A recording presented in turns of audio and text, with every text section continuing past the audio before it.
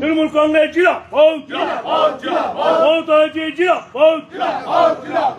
সমবায়ে জিতলো কে? সিংহের চাপটা সমবায়ে জিতলো কে? হেরেছে হেরেছে হেরেছে হেরেছে ও হারে হেরেছে ও হারে হেরেছে।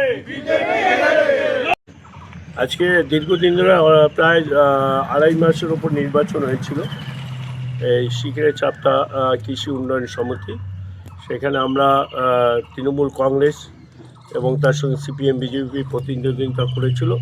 আমরা প্রায় 31টা সিটে আমরা জয়লাভ করে 32টা সিটে আমরা জয়লাভ করেছি 51টা সিটের মধ্যে, আর ওদের জোট পেয়েছিল 19টা সিট।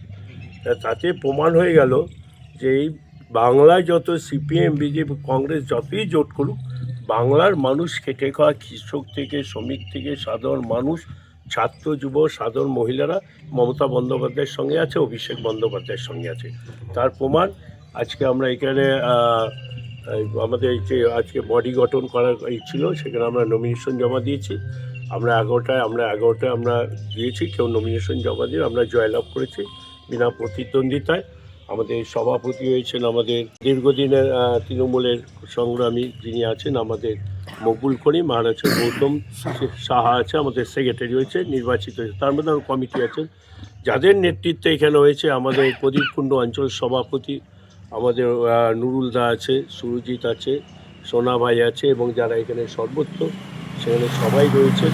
তাদের যৌথ উদ্যোগে আগামী বিধানসভা নির্বাচনে দেখা যায় পান্ডুয়া প্রায় আমরা 50,000 ভোটের উদ্যোগে আমরা জিতব, এবং বাংলায় মমতা বন্দ্যোপাধ্যায় 260-এর উপর সিট নিয়ে বাংলায় চতুর্থবারের ক্ষমতায় আসবে, মুখ্যমন্ত্রী হবে মমতা বন্দ্যোপাধ্যায়।